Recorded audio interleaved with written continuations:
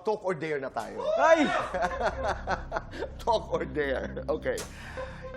Dito sa talk or dare, when you talk, you talk. If you don't, you dare. I dare. Okay? Walang pilitan. And naitay kapuso, this is talk or dare.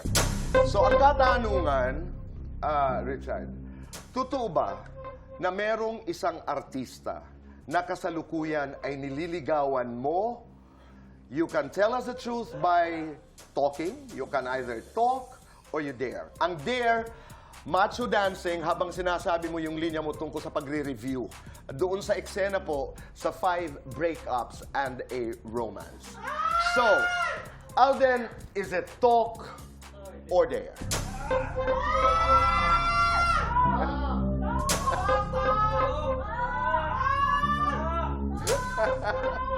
Dare na lang, Tito Boy!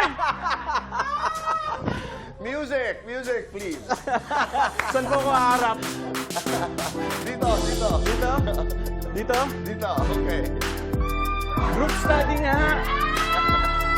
Di na namin namalayan yung oras. Ano pa bang gusto mong marinig?